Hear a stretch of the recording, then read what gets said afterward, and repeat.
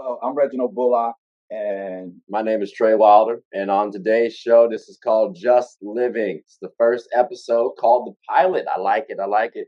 Reggie, how's everything with you, man? man, I'm living good. I'm just living. Nah, I appreciate that. That's how I'm living too.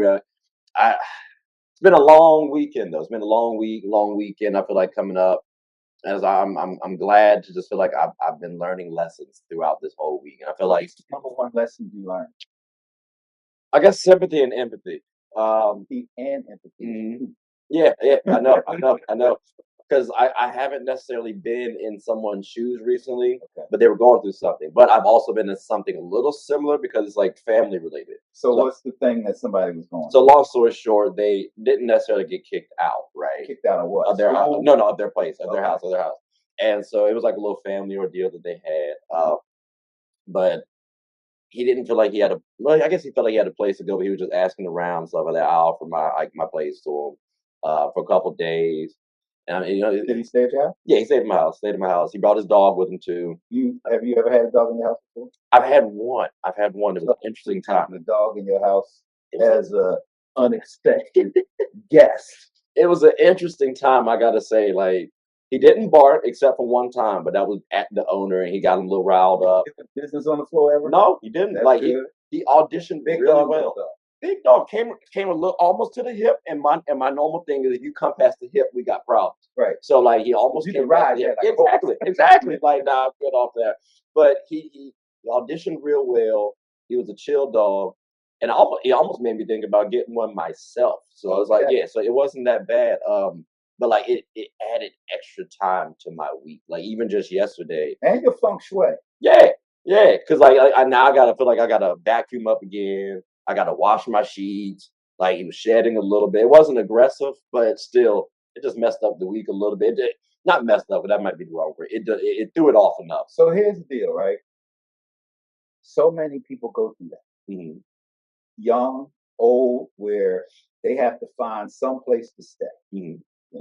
Regardless whether you're kicked out or whether you got evicted or whether you graduated from college and you have no clue what's next. So you're out of your dorm room, right? Exactly. You're out of your living quarters when you were in college, or you move from one location to another.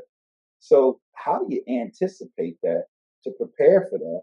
So you're not in a situation at the last minute where you contacting a friend and say, "Hey, yo, I need a couch," because how old are you?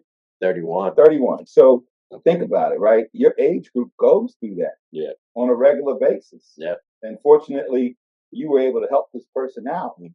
So how often does this kind of thing happen? That situation doesn't happen that often. Like I mean, maybe someone needs to crash because they're in DC or something like that. But that situation doesn't happen often. It was like I've been asked about, can I borrow money? That happens a little more often. Right. But yeah, like to just get a place to stay for a couple days like that, not often. And Initially, initially, had somebody stay here for over a year and a half. It started off because of COVID, okay. and he was here in April, Mhm. and it was basically, for a few months, and then a few more months, and then a year later, and a year and a half. So That's crazy. that was unexpected. But I also think sometimes it's good to be in a position to help other people. Yeah. It's good to be in the position where, how you say, there but go I, the grace of God, right? And so we're fortunate to have what we have, Mhm. and we're not in that situation today. Exactly. But any one of us, Be in that I don't care who situation. you are, how high you are, how much money you have, how successful you are, Mhm. at any given time, it could be you. Yeah. And so I'm curious about this, right? Because I was thinking about this for a little bit. Does it make you selfish thinking like that as opposed to just saying, "Hey, I want to help someone out"? Like, there's a part of me that says, like you, I could be in this situation tomorrow. Like Right. anything could happen. You never know. Right. So, is it selfish to think like that? Although you're mainly trying to help folks out. So it's not selfish, right? Okay. Because it's not even about you. You put the work in, Right. you've gone to school, you put your resume, you interviewed, you got a job, you're doing all the stuff on your position description, and you're getting paid. Mhm. There's nothing selfish about being successful. Okay. There's nothing selfish about achieving in that respect. So the fact that you had it Mhm. and they don't have what you have, that's not selfish. That's just you have what they don't have. Okay. You know, it's Okay. kind of like, if I had two sandwiches Mhm. and you don't have a sandwich, you give you one. Yeah. There's nothing selfish about that. If anything, it's generous. Okay. And so, no, I wouldn't look at it as selfish at all, man. I mean, you're blessed. Mm. You're blessed. So you're sharing your blessings. Right. Why would you think it's selfish? Because I think it's not like all right, this is a reserve or this is something I'm trying to like hold on to later on in life. Because again, like I'm in a solid situation right now. Mhm. What happens 6 months from now? Something happens now, so I'm not in that same solid situation. Right. But I'm doing stuff to help people out now. It's like a like a small part of me, I feel like in the back of my head is saying, well, if you're doing it for people now, it might come back to you later on. And but it's not that's not what's driving me. Mm-hmm. It's just like something you pick up. Like if you do good things for people in general, hopefully good things come back to you. And So that's not selfish, man. To be able to have the mindset of, I want to do for somebody else that which I hope they would do for me. mhm. That's just living life, man. Okay, That's okay, just living life. okay, You know. Yeah. So I wouldn't put too much energy into that part okay, versus the fact that you did the seed and harvest. right, You reaping what you sowed, yeah, and therefore you sowed a lot of good seeds, and now you're harvesting from that. mhm, Some of it you store up for later, yeah, just in case. right. 6 months from now, stuff happens. You can go and get some of that harvest It does. and maintain yourself and bridge yourself, you know, for a little while until you get more harvesting. Yeah. Now, on that harvesting part that you're talking about, right? Mhm. I feel like this actually might be a decent little transition Go ahead. onto the topic, right? Go ahead. So I feel like harvesting is that hustle, or is that more so just plan? Like how would you classify that? And the reason why I say that is when I think hustle, again, we talked about a little bit going above and beyond, right? Essentially. Mhm. Um, So it's hard. Would you classify harvesting as being a going above and beyond, being that hustle? 'Cause, I mean, you still need to eat, you still need to live. So, like, what's your thoughts on that? So the short answer is no, Okay. because harvesting is the hustle has already been done, Mm, and now you're getting the harvest. It's like I got out there and hustled and did everything I needed to do, right. and now I just got paid. Okay. Getting paid is not the hustle. So the harvesting, when you say that, it's the getting paid aspect. It's the results. It's not the. Yes, it's the result. Okay. Okay. So when you were saying harvesting, I was thinking you meant like going out, getting the food, gathering it together, stuff like that. I thought that's what you meant by like harvesting. I guess That that's that part is gathering is harvesting. okay. Because you Okay. can't gather nothing if it's not there. Yeah. You can't bring it back if it's not there. Right. So all of that is still harvesting. Okay. But let's take it back to the farm, right? Mhm. Somebody's got to clear the field. Right. Then you got to plow the field. Then you got to plant the seeds. Mhm. Then you got to water it. Then you got to take the weeds out. Mhm. And then you got to balance the whole element of it being too dry or too wet. Right. And then you got to watch it. Now, this could go on for 3, 4, 5 months. Meanwhile, you still got to wash the dishes, get the kids to school, cook, Yeah. clean, Yeah. maybe still go to another job and a third job. And then you got to clean the car. Okay. And if you're on a farm, you got to deal with the snakes and animals and bugs and everything. So all of this stuff that you're doing in your 1,440 minutes per day, your 24 hours, you hustling. And then you got to get back out there and make sure your crops are still doing. Then as it's growing, you got to make sure the bugs don't eat it. You got to make sure the rabbits and the other animals don't, and the deer don't eat it, because they start eating it while they're too young. So now you're out there chasing all of these things away, right? Right. All of this stuff, so that 4, 5, 6 months later, you're harvesting. You're reaping what you sowed. So you were hustling. Okay. Okay. Okay. So that's one form of hustling from a agricultural standpoint. Okay. Okay.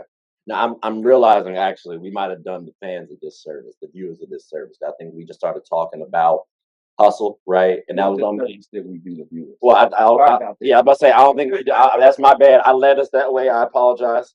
I think we might have did them a disservice we started talking about what hustle is, right? Okay. But we didn't give our own personal definition. So I apologize in advance. And the reason why I say I apologize is because, and I got to give you, context. I initially called Reggie an SME and like, hustle and all these other topics, but he said that was too lowballing him. So I apologize. He's a master at the field, at the craft. So I wanted to make sure we took the time to put you on spot and give you I'm your gonna put you on definition. the spot. Oh yeah. You said we. Oh yeah. I'm gonna give mine. I'm gonna give mine. What is your personal definition of hustle? My definition might have slightly changed a little bit from the last time we talked. But when I thought of hustle, I thought of just somebody who, in the day, is working hard. But anybody can work hard. I think it's about having that plan, follow through, plus the working hard aspect. You don't. It's nice to work efficiently, but at the end of the day, as long as you're getting the job done, that's that hustle, going above and beyond what the norm needs, or even what your quote unquote standard is. You tired? I think sleepy. that's your norm now. That's your norm. Stomach hurt, and all you want to do is just go lay down. That's your norm though. Like for example, I think I went at least as of recently. So like last night I didn't go to bed till like 12:30. That wasn't because I was out late or anything like that. Again, I told you I had a friend who needed help, Right. so he had to go drop off his dog, and he had a basketball game and all this other stuff. So it impeded on my time. Mhm. But I told you I was gonna be here around a certain time. I'm gonna try to get here before 8 o'clock. This, that, and the third. So I barely made it. I got 15 minutes. You know what I mean? But hey, before is before. That's all I'm saying. But I think you gotta note, okay, this is what you want to do. This is something you gotta do. How do you get it done? Right. And there's no excuses. So like today, like I said, I wanted to get here before 8 o'clock. I got here at 7:45. So if I got here after 8, that's not really hustling. That's me making excuses. That's me saying I'm not taking this seriously. That's me pretty much slapping you in the face, because I mean you didn't have to help out. So it's like, to me, I think hustle is just going above and beyond, taking the, I guess, right steps to make sure you're using your time effectively and getting the job done end of day. How about yourself though? Because I was trying to start with you, but I guess they say you gotta save the best for last. So let's see how this definition goes. So hustling. Uh, Back in the 60s and the 70s, you had a lot of folks out there who couldn't find a job. Hmm. You know, the segregation and the racism and all of that had kind of made the landscape to the point that most black people Hmm. could not go and get an executive job. Hell, they couldn't even get municipal service jobs. Hmm. And at the best they could get was like farm work or factory work, like labor stuff, right? Right.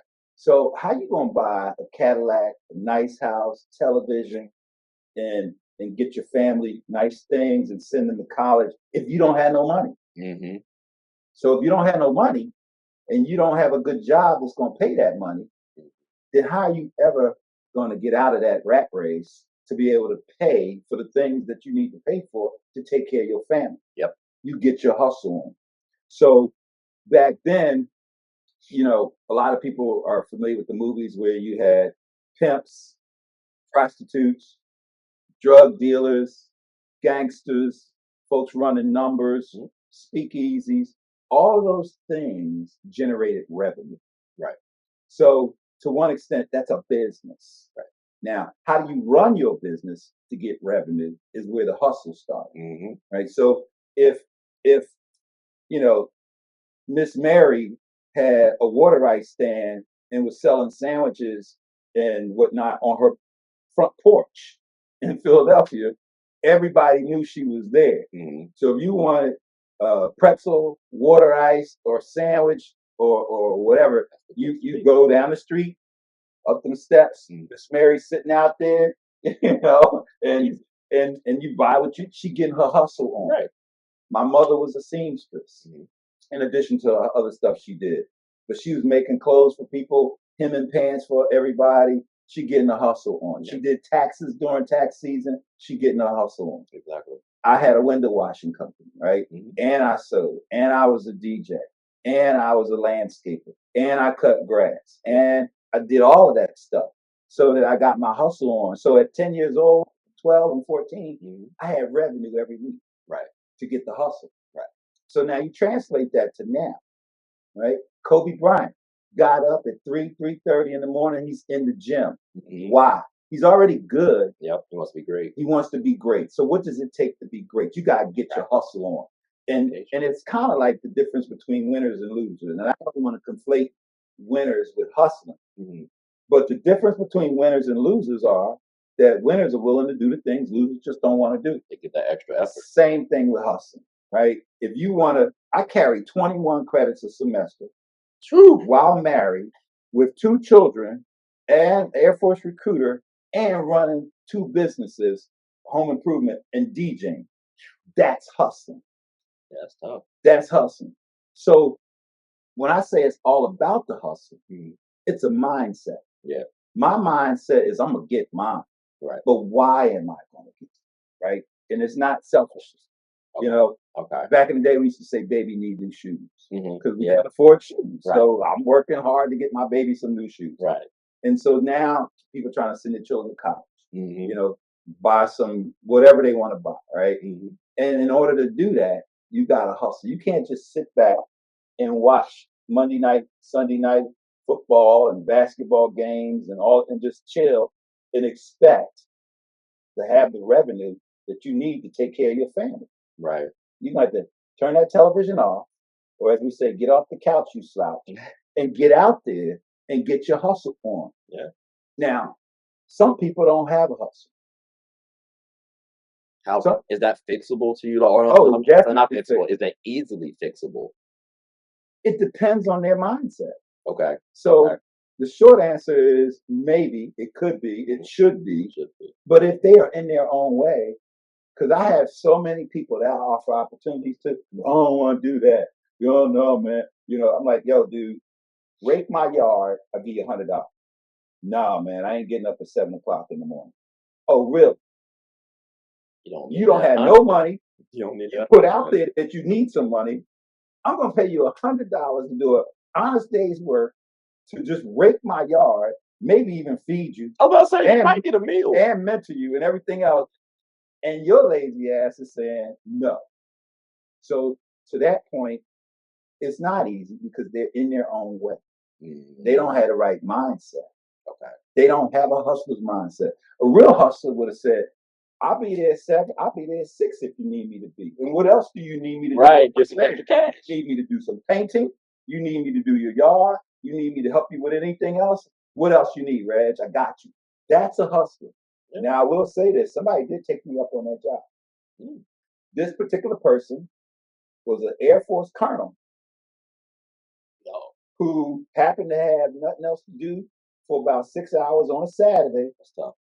Called me up, showed up at 7 a.m., knocked out all of the leaves and everything faster than I thought it would be done. And he said, what else you need? I was like, you know how to power wash? He said, sure.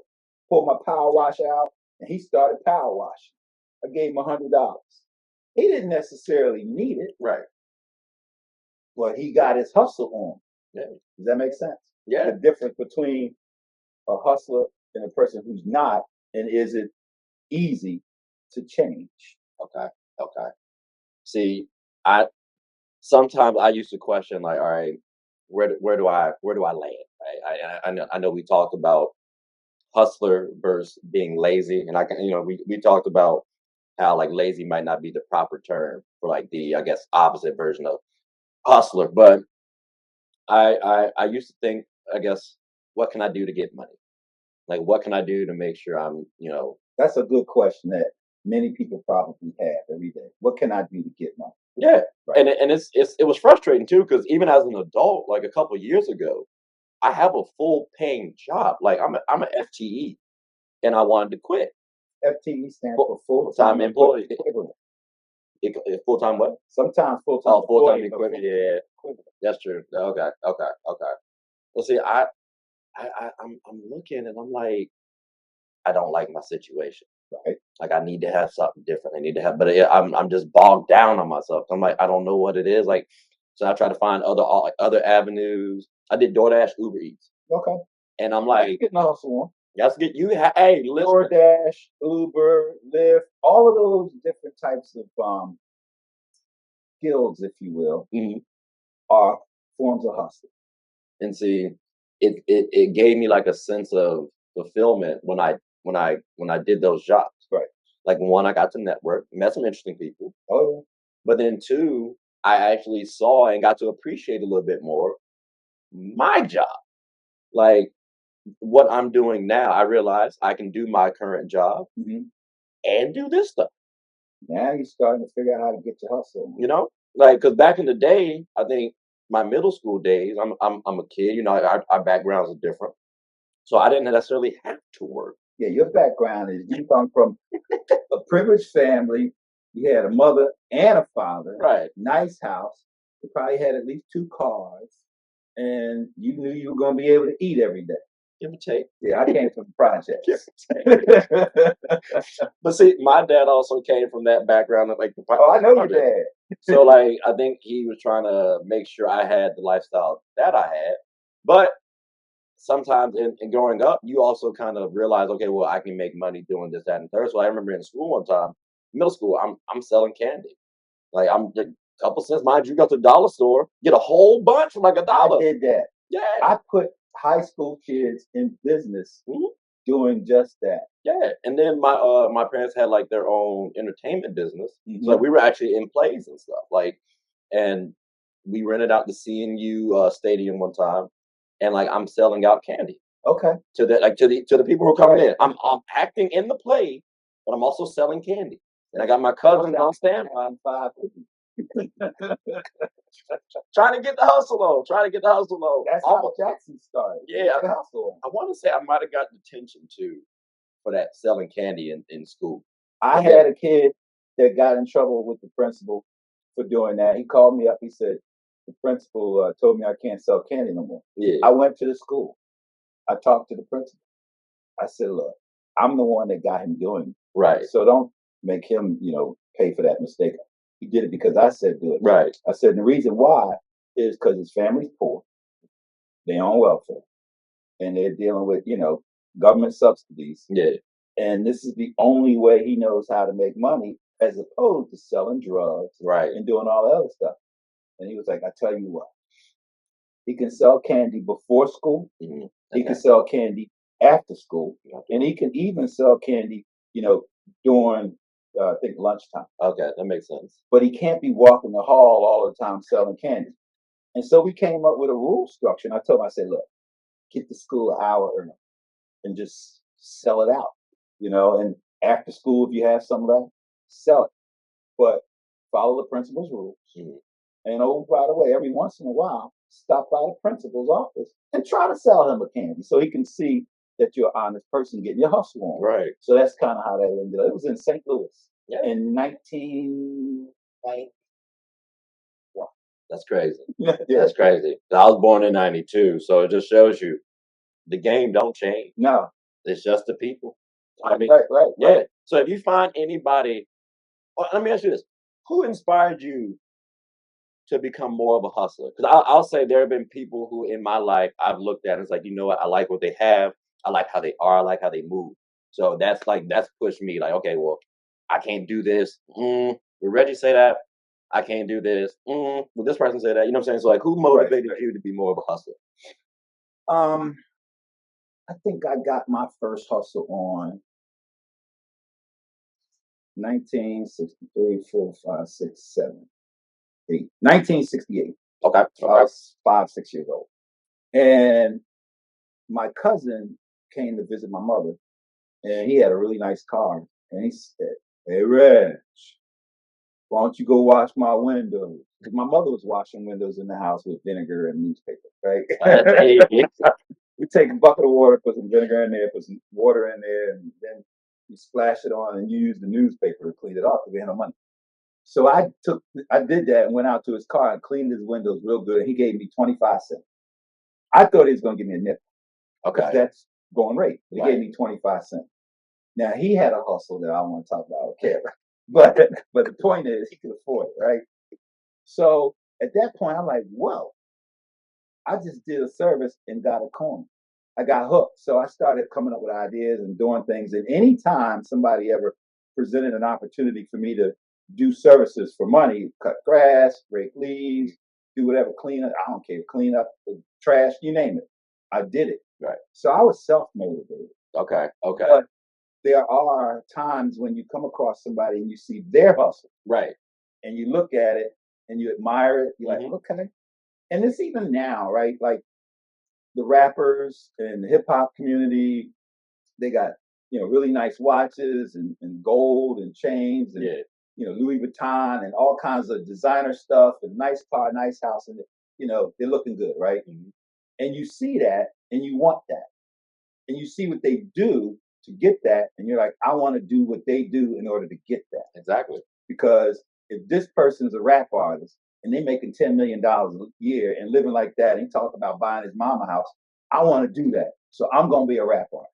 If this person's a singer or a painter or a doctor or a lawyer or a military officer or a pilot or whatever, and you are exposed to their environment and you see what they have and you want what they have, then you want to do what they do. Right. So that kind of happened throughout my life, and it still does, where I come across people and I admire what they're doing, their craft. Right. And they're using their craft to achieve, and it turns into revenue. And so, all right, how do I do that? Right. And therein lies where I've actually mastered so many things, because it's a driving force that I have got to get good at this thing. Because if I get good at this thing, I'm gonna make some money. And so now I'm gonna get good at this thing, and then you get good, and like, I made some money. Yeah, I'm getting my hustle on. But what else can I get good? Right. Yeah. Like, I know in terms of for example, my sports show, right? What's the name of your sports show? It's called Get a Bucket Podcast. Something light, something slight. It's one of your. It's not really one of. It's your favorite show's favorite show.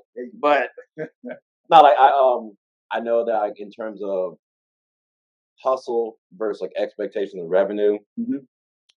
Right now, I wouldn't necessarily say I'm hustling as much as I could be on that show, but it's from an execution standpoint. I'm thinking constantly about what I want to do with the show. Even last night, I'm recording from like 8 o'clock to 11 o'clock. You're performing tasks. Right. You're working. Trying to map out that plan. You're doing the activities. The harvesting, if you will. The planting of the seeds. Oh, yes. Yeah. Yeah. But it's not necessarily hustling from a revenue perspective. So you could still be hustling and it doesn't translate into revenue. Right. Although it could. So hustling has various layers of understanding and definition. Years ago, it was definitely all about the revenue. But here in 2023, hustling has morphed into multiple different definitions of hustling. For instance, basketball. A person, fast break, ball goes down, he sees the ball, somebody else sees the ball, opposing team, and they're both running after that ball. One gets there first and then takes off down and slams it. That person hustled. Okay. It's about the effort that you give. Yeah. Yeah. That person hustled. Okay. Because it's the fourth quarter and they're exhausted, already got bumped and bruised, maybe even have a slightly sprained ankle and it's taped up. Now, see, that sounds like a little too much hustle. So let me ask you this: can you hustle too much? Like, is there like what would be your threshold for hustling too much? Because you got to get yours end of day. Hustling does come with a certain type of need sometimes. Yeah. But there also are situations where you are hustling without need. Right. So, I mean, is there such a thing as too much hustle? Because we do talk about things like work-life balance. Probably. Okay. But it's different for everybody. Right. So what's your capacity? What's your stamina? What's your energy level? What's your physiological, mental, spiritual makeup? Right. Right. So what can you handle? Now, that's different for everybody. But I do believe that you can get too much hustle on if that becomes your only focus and you're driven by that and you don't have balance. Okay. And most hustlers do find themselves in that situation from time to time where you're so driven, so focused that you're tunnel vision on getting that thing. Okay. And all of that other stuff that you're responsible for and need to do goes to the side. I do it deliberately from time to time. because I have so many different things that I'm involved. Like when I'm writing a book, then there's a lot of stuff I can't do because it will distract me from writing the book. Right. If I'm down here DJing and getting it in and preparing for a party or whatever, I ain't worrying about cleaning this place up and make it look good, because the 10 hours that I could be cleaning this place up, I could be putting in to get prepared for a gig. Right. So there's a balancing act. When you're in school, and you're studying, it's December. You got finals coming up. All right. You may not iron your clothes.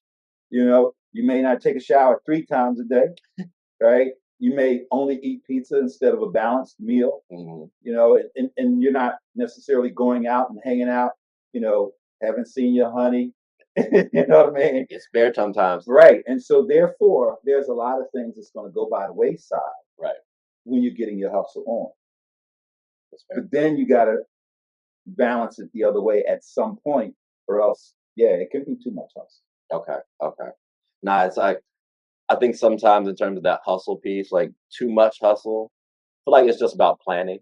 I don't know. Like if you plan out your day, life throws you some monkey wrenches, right? Like again, I didn't expect my friend to ask, can he crash for a little bit? But if you're planning properly, you can I guess maneuver those monkey wrenches quite well. So it allows you to hustle and balance out what would be hustling too much. Like if I feel like I'm overexerting myself, I'm about to sit down and relax. I'm about to throw on a nice little basketball game, maybe a little WNBA, something slight, but you got to find that balance like you're talking about, because you can't overexert yourself. You can't burn yourself out. I think once you do that, you make yourself less useful. Like if you're going to hustle, do it right. Like with anything. I don't think that's really too smart. I wouldn't say hustle in moderation. You wouldn't say hustle in moderation? No. Hustle. So what would you say then? Hustle until I think that's the opposite. If you're doing moderation, that ain't hustle. Okay. Hustling is extreme. Okay. So it's either you hustling or you not. There's no layers to hustling. There's layers, but hustling has a purpose. Because in the real game of hustling, if you don't hustle, you don't eat. Right. That's fair. So how you gonna moderate whether you eat or not?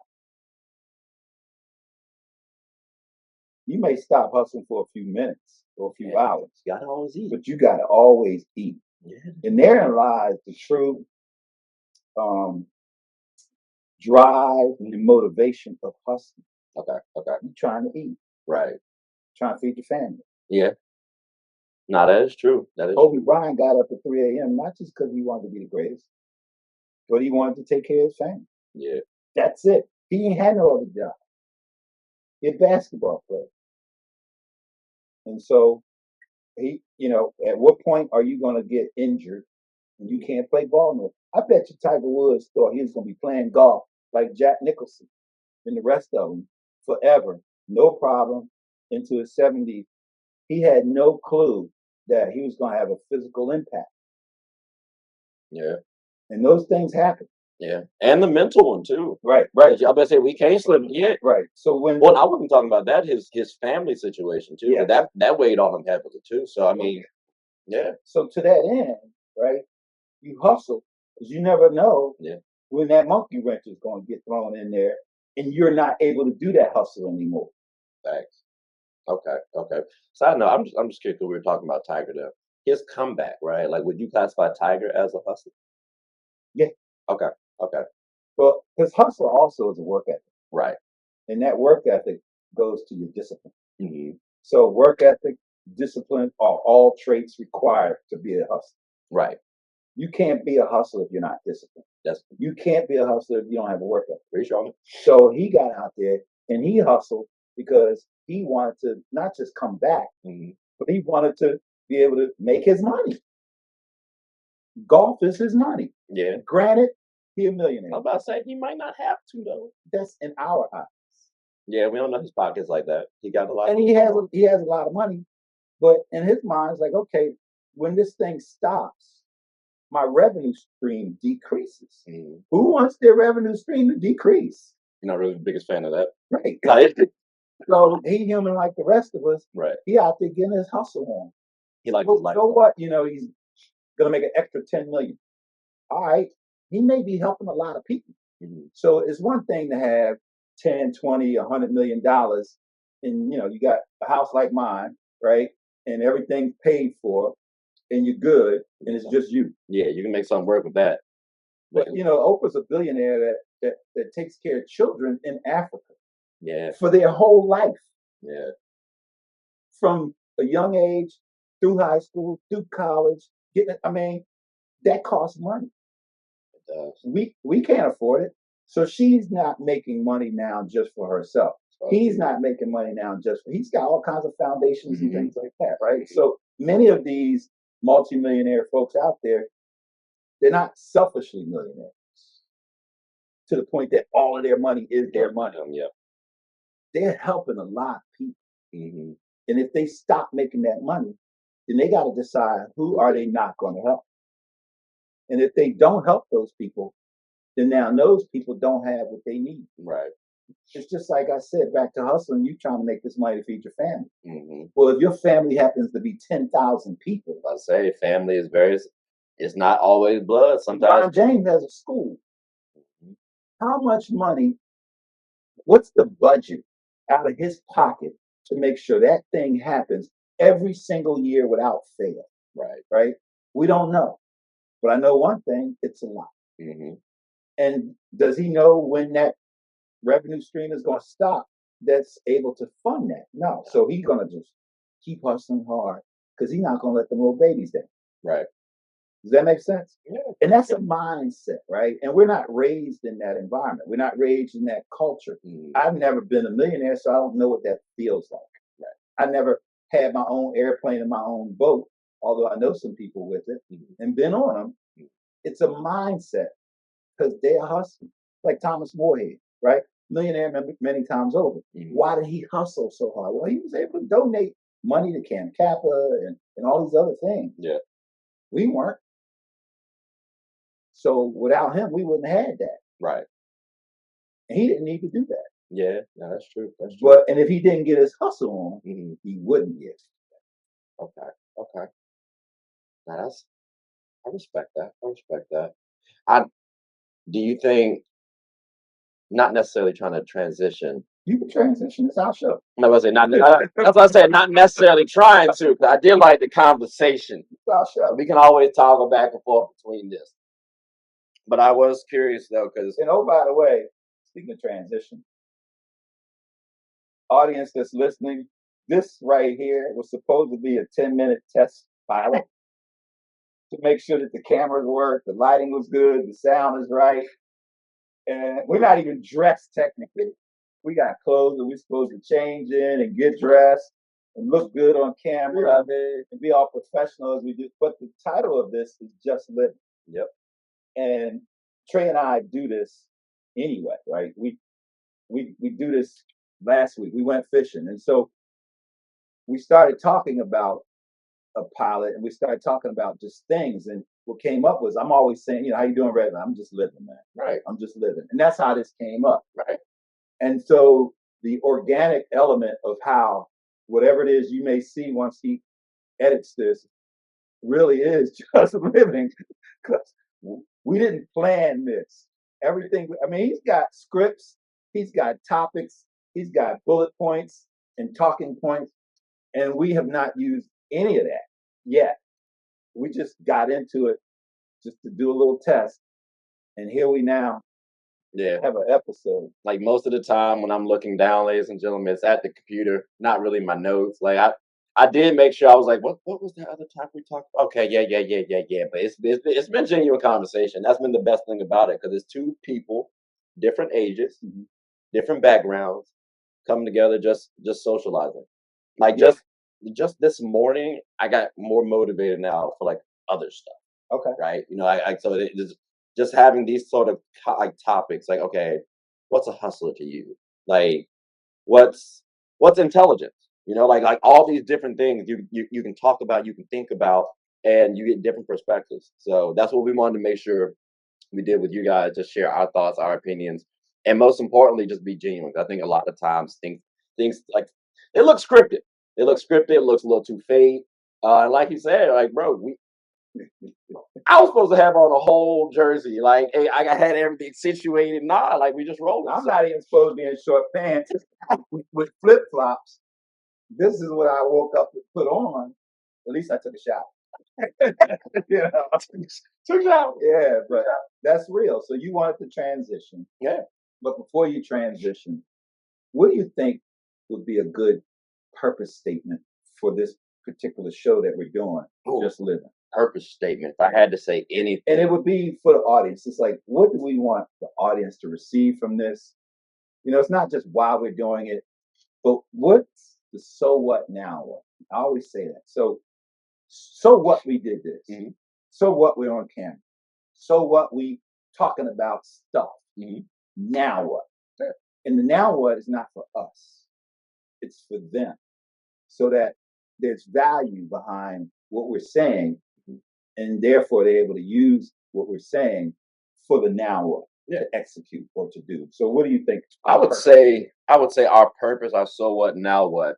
Every day we're always going through life, and I feel like one thing that's certain is we don't know what we're really doing. Like this is just play. Like you have ideas, you have thoughts. Um, so I feel like this platform helps showcase, hey, this is how some people genuinely think. You get different age groups. Like I said, I'm in my 30s. Reggie, you in your 50s, 60s. Like 61.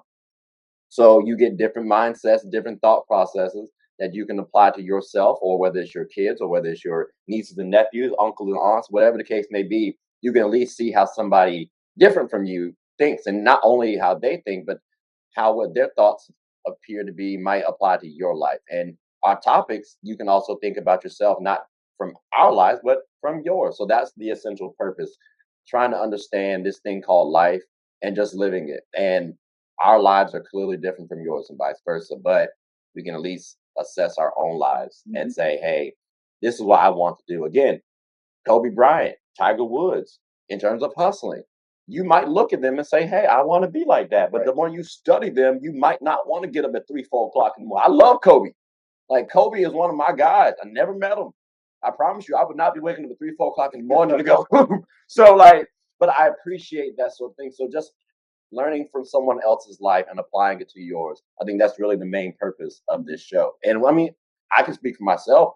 I don't know everything. So I mean, if you guys also feel and hear a topic that we shared and you say, hey, I differ on that opinion, I would greatly appreciate it. I think Reggie shares that same sentiment because we don't know everything. Right. So that's the main purpose. It's really kind of building a community if you think about it. Like it takes a village. I think so. I think first of all, thank you for articulating that purpose because I think it's needed. And sometimes people just want to know why are you doing this? Yeah. And what am I going to get out of it? Exactly. And you said the word genuine. You and I have had conversations for a few years, and all of our conversations between Trey and I are like this, like literally. All of our conversations are like this. And I've had these conversations with other people, and it seems to be helpful. Mm-hmm. So why should Trey and I have conversation where I benefit significantly from his experience and his knowledge, and he benefits from me, and then we go forth and achieve based on that union of information when we could share it with everybody. And to his point, maybe you'll find something in it that's useful for you that's going to help you grow. Mm-hmm. So you want to transition to what? Thinking intelligence. I'm thinking intelligence because everybody talks about hustle. Everyone talks about smart. Fun fact: I just had this conversation about someone being smart, and a young woman said she doesn't like that term.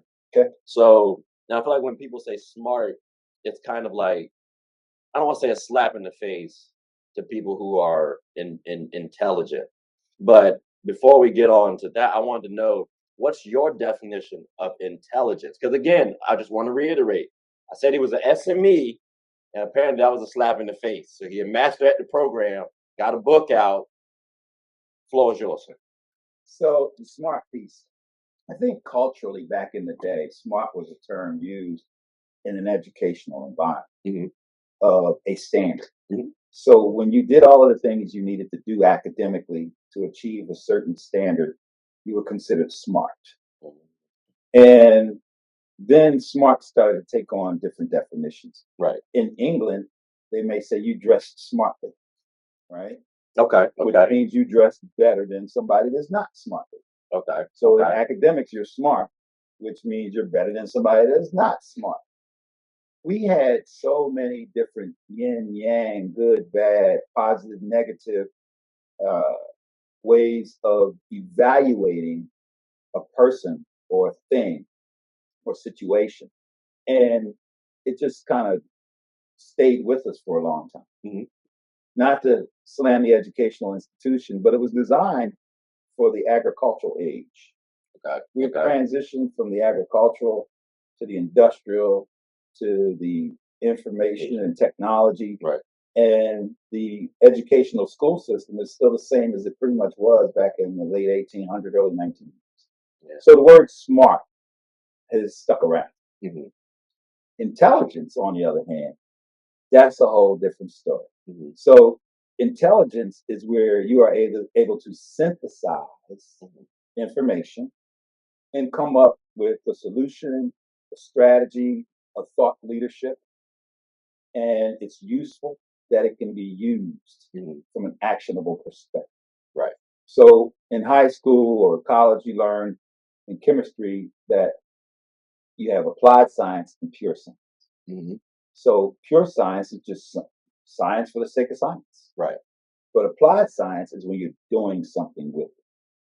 So it's just like pure knowledge versus applied knowledge. You can be smart, but so what now what? Mm-hmm. The now what is the applied knowledge. So now I say all of those as a foundation to intelligence, because intelligence has a lot more factors and requirements. Right. It requires you to be able to do actionable and applied knowledge. Mm-hmm. It requires you to take this information and do something with it. It requires you to understand the now what. Right. So when you are intelligent, Mm-hmm. it means that you're able to process the information, the data. Mm-hmm.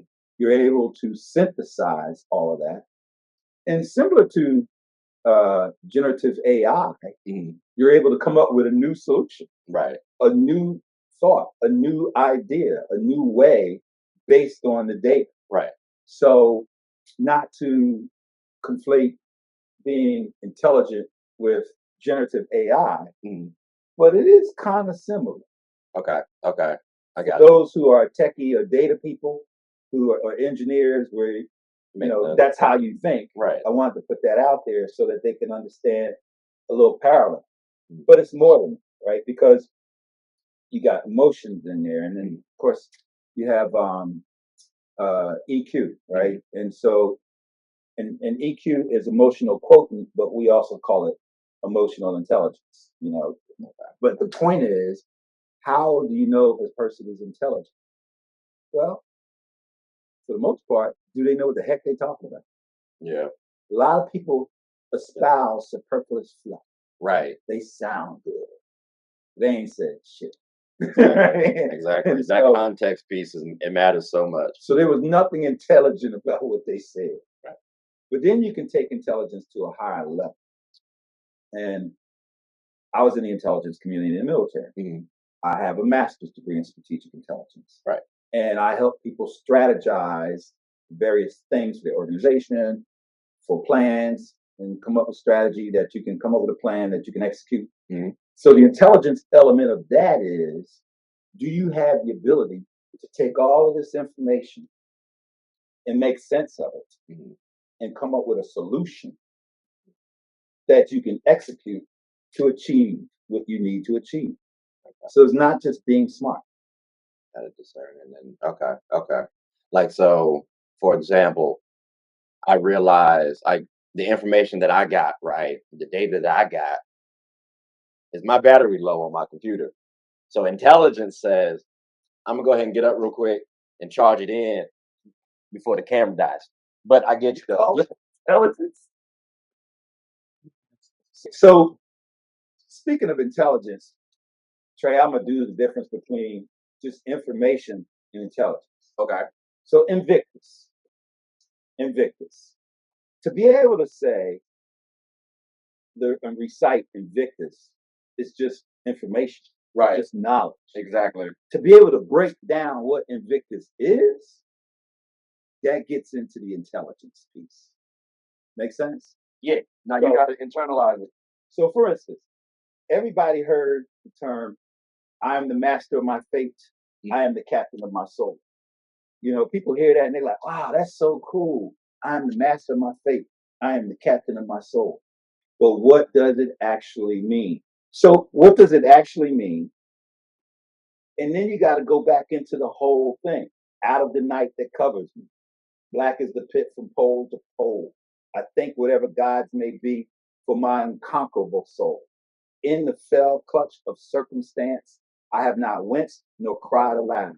Under the bludgeonings of chance, my head is bloody but unbowed. Beyond this place of wrath and tears looms but the heart of the shade, and yet the menace of the years finds and shall find me unafraid. It matters not how straight the gate, how charged with punishments to scroll. I am the master of my fate. I am the captain of my soul. I could teach a 5-year-old to recite them. I could teach a 10-year-old to recite it. I could teach a 31-year-old to recite it. But it doesn't mean that they're able to synthesize it and truly understand it. And that gets into the intelligence element.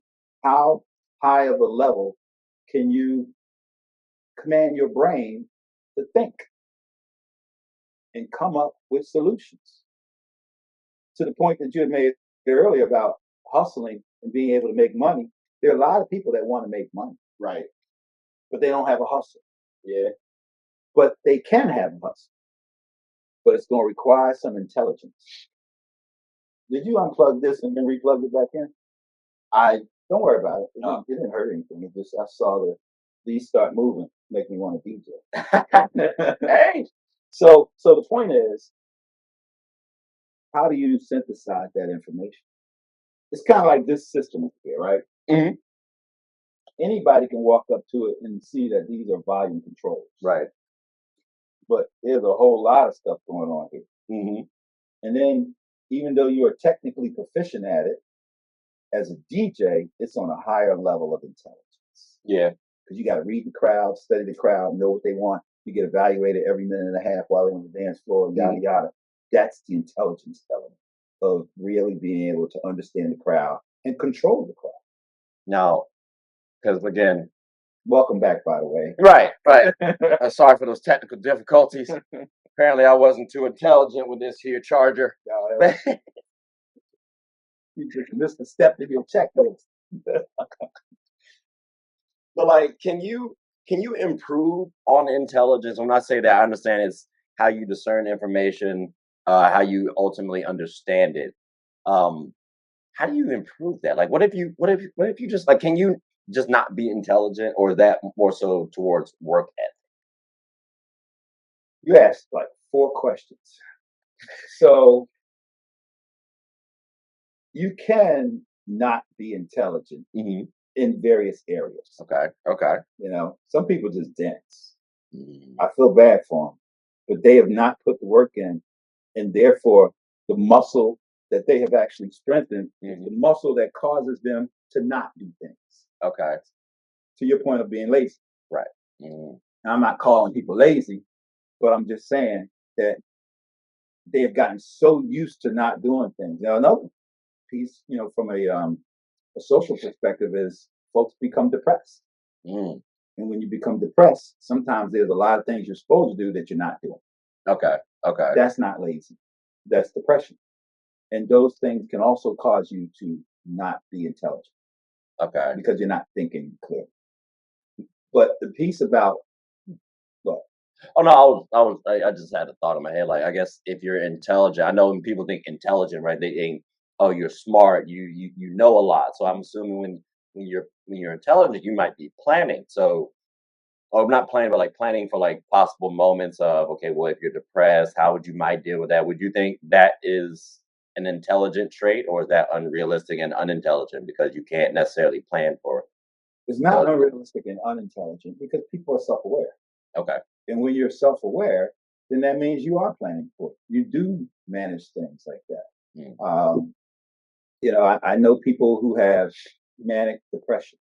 Okay. And They may be they may be conscious that they're manic or depressed. So when I'm communicating with them, they may say, I'm having a manic moment right now. Gotcha. So that's being self-aware. Okay. And so to that extent, that's not lazy, that's not unintelligent, there's none of that. Mhm. That's just them going through what they're going through, being self-aware that they're going through it. And to some extent, because they're conscious of it, Mhm. they are probably doing the things they need to do so it doesn't last that long. Okay. And then they can get back to doing what they're doing. And that's pretty intelligent Okay. to know yourself that well. Okay. Yeah. Now, But your point about intelligence and be able to go to a higher level of intelligence or become more intelligent, Mhm. all of that is doable. It requires work. Right. It's kind of like when I was a first degree black belt, right? I was pretty good. Mhm. And then I became a second degree black, and I got even better. And then a third degree black belt, I'm in tournaments and still fighting, right? And then fourth degree black belt is master level. Okay. So at that level, I was intelligent as a first degree. Mhm. I'm more intelligent That's as fourth a degree. fourth. Gotcha. Because you're just building upon that knowledge. Okay. It's like having a associate's degree versus a PhD. Okay. You know, you're educated, Right. but now you're at a higher level of education and Okay. understanding. Okay. Now, in terms of going like kind of circling back to hustle a little bit, an intelligent hustler, what does that look like to you? Like, That's pretty good, man. I like that. An intelligent hustler. what does that look like to you? Is that somebody who is efficiently, I guess, hustling, or is that somebody who, when we think of intelligent, you might think of like a nerd, right? Quote unquote. So is that like or is that a nerd, I guess, who's hustling? Like what does intelligent hustler sound like to you more? So I'm gonna remove nerd off the table because that doesn't fit. But an intelligent hustler. Mhm. All right. So we talk about intelligence. We talk about hustling. So when I look at an intelligent hustler, that means somebody who's extremely strategic, well thought out. They have a full concept and understanding of the big picture Okay. from a strategic perspective. And now they can pick and choose how they do things. Matter of fact, you know, they may even have a team of people working for them. Mm. They may be at the top and have multiple layers below them. So they're not cutting grass. Mhm. They own the company. Okay. They're not raking leaves and washing windows. They own the company. Mm. And so they're hustling at a whole different level, Right. but they're not out there sweating like crazy anymore. They got 100 people doing it for them, Okay. but they still hustling because they got to keep this thing afloat. Right. And in order to do that, you got to be intelligent. You can't accidentally do. You can accidentally show up at 7 or 8 o'clock in the morning or late, cut somebody's lawn, and get $20 for it. Mm. Right.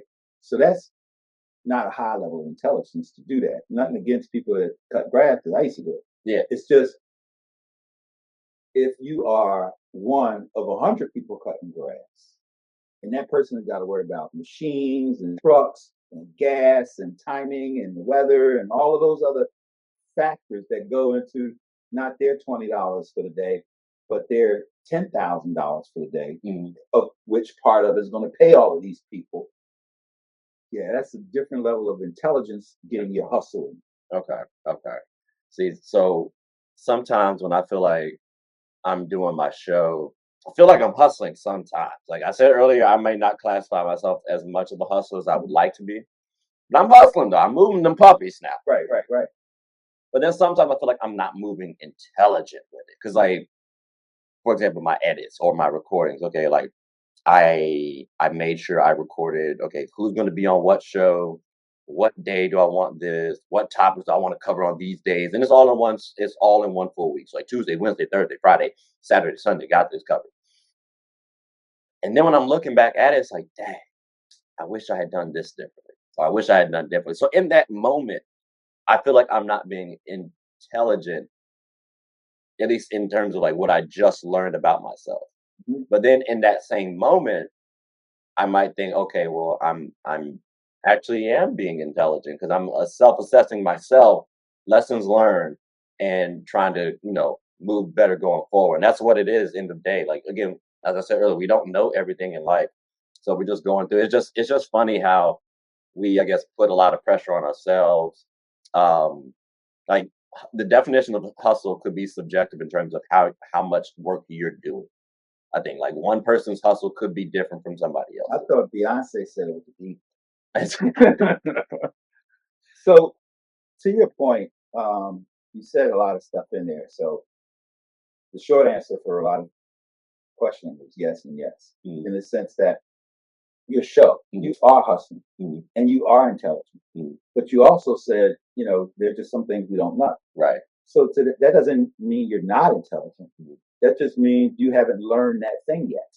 Yeah. Right. We all have to grow and develop. Right. And hopefully we're on a trajectory of knowledge and wisdom and understanding and intelligence.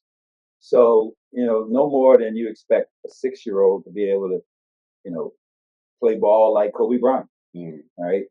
Doesn't mean that 6-year-old is not intelligent with the skill sets that they've learned. Right. I mean, I've seen some 6-year-olds do stuff that I can't do. Right. And so the point is the levels, kind of like being like a first degree black belt doesn't mean that they're not intelligent.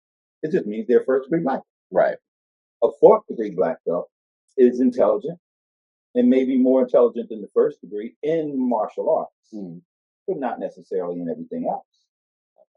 And so in your hustle with your show, you are intelligent.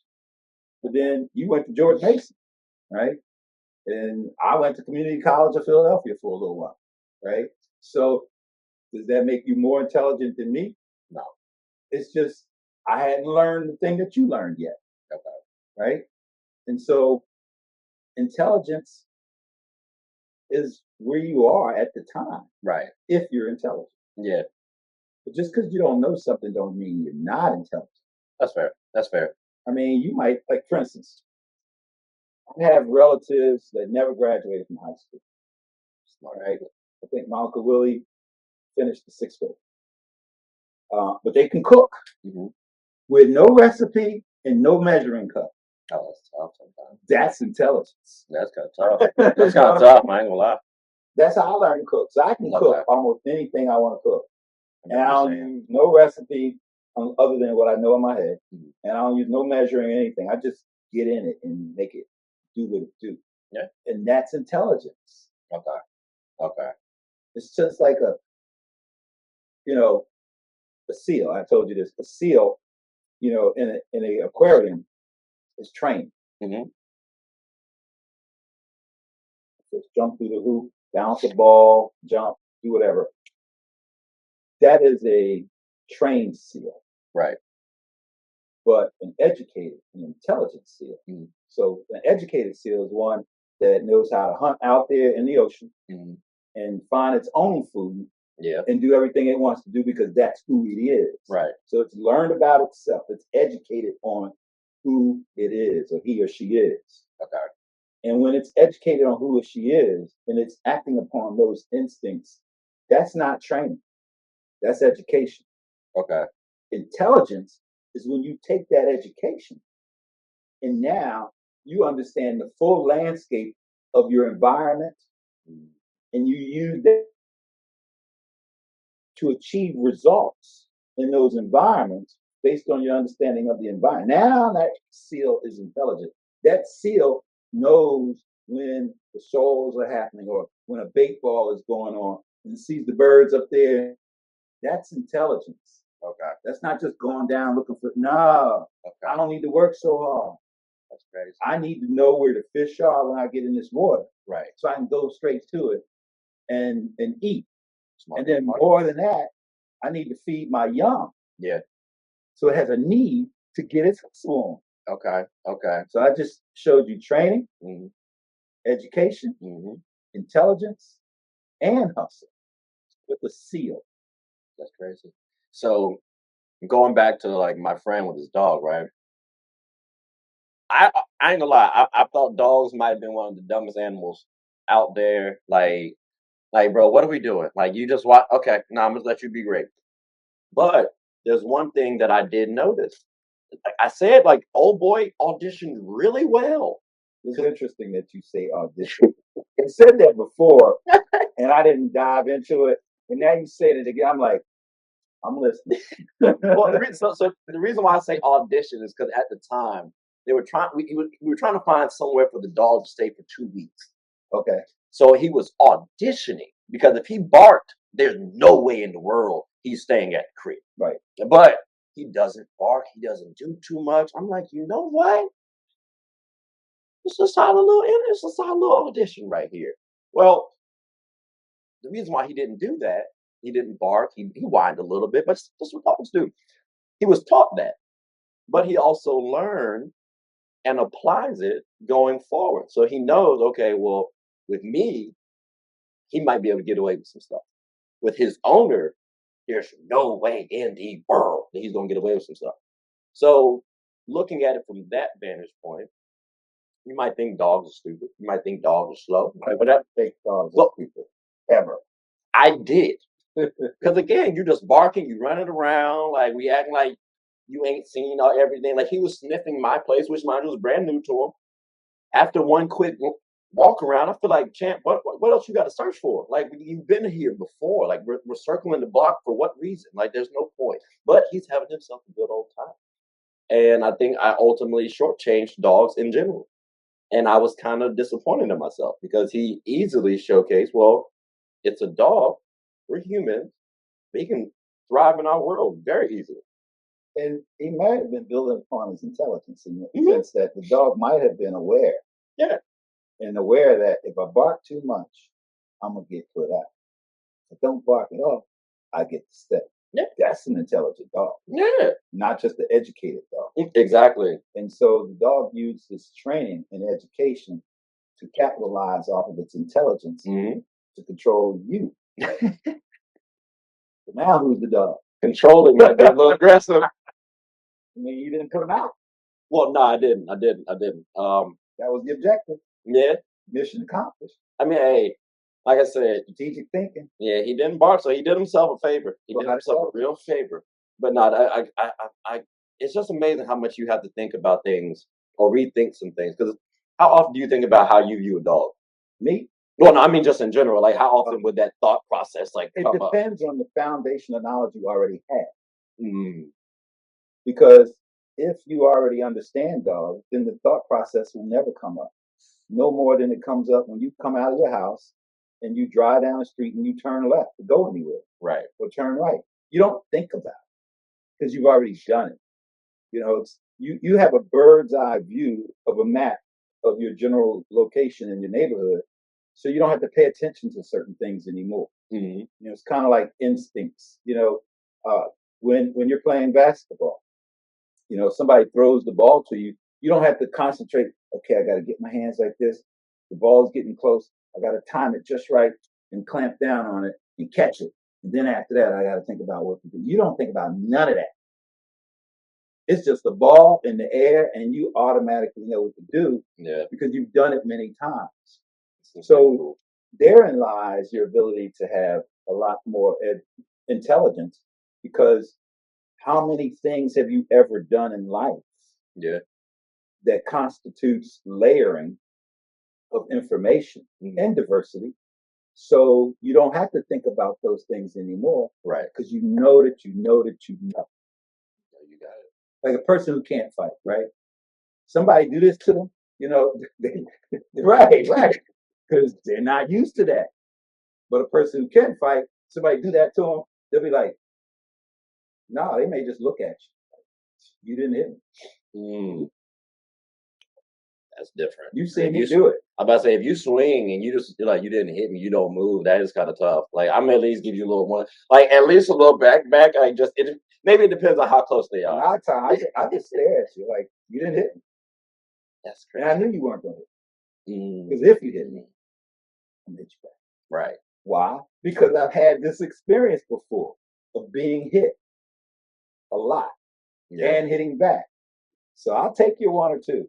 It's fine. But then it's my turn. So therefore, I don't flinch like that all the time because of the experience. So there are just so many things that you can do. You ever be in a car with somebody that's driving and you're like, oh, because they don't really have the experience that they think they have. Yeah. Then you get in the car with somebody else, and you don't care if they thread the needle or do whatever because you know they know what they're doing. Right. Right. Yeah. No. I got. Yeah. Like that. Maybe that first time. That first time they do it, but after you see how they do it, Mm-hmm. you're comfortable. Because anybody, like I've had coworkers, we're on the interstate. I'm going 60 to 70. Mm-hmm. I'm flowing with traffic. Mm-hmm. But the report comes out like, oh well, they were nervous at first in the car ride because I'm speeding. I'm Right. flowing with traffic. Right. But at the end of it though, we're comfortable. Yeah, and sometimes it's just because they're not in control Exactly. and they're giving control up to you, Exactly. and that's a whole different thing of just that realm that we're talking about, where somebody else is in control and you're not used to that. Kind of like some people don't want to fly because they have no control whatsoever of that whole process. That's fair too. Of being in the air and coming back down, and so they don't want to fly. All right, but then you got other people, they get on airplanes, no big deal, fall asleep before the aircraft takes off, wake up when they feel like it's landed, and they're comfortable. Yeah. So it's that experience space. Okay. Then you got some people that don't want to get around. I mean, they don't travel ever because they're afraid of different environments. And then you have other people that travel the world all the time because they're fine. I know, like when I travel around and I see street meat and food and everything, I'm gonna eat this, I'm gonna eat that, I'm gonna eat whatever. I don't care where I'm eating. They can eat it, I'm eating. Right. Then you have other people that no, if I'm not familiar with it and it's not cooked the way I'm used to it, I'm not eating. That's fair. So that's just life, man. And it goes towards everything, even schools, right? You have community college, and then you have Ivy League, and then you have everything in between. What causes a person to want one versus the other? Or what causes a person to not want one versus the other? Yeah. That's culture, that's experience, that's upbringing, it's economics, it's a lot of things associated with that. Mm-hmm. But then you have somebody grow up in the projects in the hood, and they say, I'm going to Harvard, I'm getting my law degree. Dude, you ain't even got enough money to get your lunch. How you gonna go to Harvard? I'm going to Harvard and I'm getting my law degree because that's what I'm going to do. Because that's where their mindset is. And they have enough intelligence to understand that they have the capability of doing that. And now they're going to put in the work it takes to get more of whatever it takes to get into Harvard. Yeah. Then you got some people who, community college. Only reason they're going to community college is because somebody told them to right after high school. Right. And when they get there, they're just going to show up and do nothing. And then at the end of the semester, they failed English 101. Right? Because and upset. They went to school, but they didn't do nothing. I'm saying they upset too, like they should have got a higher grade or whatever. I mean, that's a whole nother show. We could talk about the mindset of that type of individual. Yeah. Because I grew up in that environment, right? So I can talk about it. And they may take offense, but I'm still talking about me. Right. Right. I mean, I was dyslexic and illiterate for a while. So when I say those things, I'm like, all right, if the shoe fits, wear it. And if you pissed off that I said thug and hood and you uneducated and you shouldn't have done this and all this other stuff, get mad. Yeah. But if I'm also talking about that's what I did, then how you getting mad about me doing what I do because you transpose that mindset onto yourself? Well, that's just even more unintelligent. Yeah. And prove my point. Exactly. I think so. Again, different backgrounds, right? Right. I like at least you dealt with fake dealers, fake gangsters. I mean, real dealers, real gangsters. I dealt with people who were trying to be like the pretenders, what? Like gangsters. Yeah. Like one person. Why would they try to be? Because of the society that we were in. So, like, mind you, we're younger, so we're impressionable. Okay. And I remember there was this Caucasian fellow, and he was like, he told me and this other light skinned guy, we're not black. And exactly because we didn't know what an 8-ball was. Okay. And we're not talking about pool. So it's like I'm like, that's what meaning black, like that's what being black is. That's not intelligent. Like that's not really intelligent at all.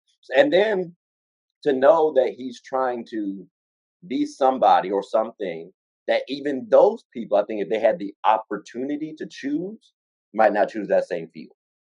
So I feel like from that standpoint, you're not intelligent. Like you're all like I always view people like that as dummies, as stupid. So I 'Cause don't view them as dumb or stupid. And to some extent, I get the point about not intelligent. mhm, But you don't get to choose what color you are, no right, more than you get to choose your environment that you grow up in. right, So at a young age, you are trained and taught stuff, mhm, and that becomes your foundation. right, So the reason why he spoke in a ignorant manner, as opposed to not intelligent, it was ignorant, is because he just didn't know, and he may not even know who he is. mhm, And that's the problem with many of us, not just black people, but definitely black people, because I'm in that community and I see it a lot. We don't know who we are. And if we don't know who we are, then a lot of the stuff that we're talking about is either based on what somebody told us mhm, or we're just guessing at it or assuming it. But we really don't know. Right? For instance, Jerusalem, the song, okay, right? It is the number 2 most played song in the world. And it is a religious song mhm, about going to Jerusalem, right, going to heaven. A lot of people don't know that. But the other piece about it is it's Zulu. mhm, Now, I've been studying Zulu for many years, right, not just the language, but Shaka Zulu was one of the most powerful warriors, and the Zulu nation was one of the most powerful nations, military, everything feared in the world. mhm, We don't get that in our history. We talk about everybody else. We talk about, Sun Tzu. We talk about, Hitler. We talk about all of these people who were actually, bad people. yeah, Shaka Zulu was just notoriously powerful about taking care of his tribe. mhm, And they tried to extinguish the entire Zulu nation, not comparing it to the Jews, but they tried to extinguish the entire Jews. mhm, The Jews survived, mhm, and here they are thriving. mhm, The Zulus survived, and that song, Jerusalem, is, a testament to their survival. And so I say all of that because both Jews and Zulus know who they are. mhm, I go to Africa, and the president, the clerk, and all of the other politics before apartheid or during apartheid tried to extinguish the language, mhm, and so Africana became the language, or Afrikaans, and they wanted people to not know who they were. right. Never happened. But here in the United States, with Amazing. computers and information and libraries and all kinds of resources, people still don't know who they are. Right. It's not all their fault. I grew up in Philadelphia where they tried to deliberately miseducate us. Not try, they did. They did. And it's a whole different social concept movie about that, or structure, or research. But the point is, people don't know who they are. So this Caucasian guy that's saying, you know, you don't know what an 8 ball is, so you're not black. He doesn't even know who he is. Right. So if he doesn't know who he is, what gives him the authority to start telling somebody else that they don't know who they are? Mm-hmm. So rather than it being unintelligent, it's sad. And a lot of these folks out here doing all of these negative things and portraying all of these images is exactly what they're doing. They're portraying images. And the image that they're portraying is what they think they need to portray based on the images that they saw. Yeah. So they're mimicking. Yeah, that's So if you're just mimicking, not learning. the real question is, who are you? So as an executive leadership coach, I get to coach presidents, CEOs, directors, military leaders, everybody, right?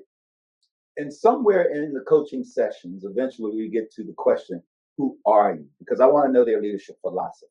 Right. And then I want to get them to write their leadership philosophy, which most leaders don't have.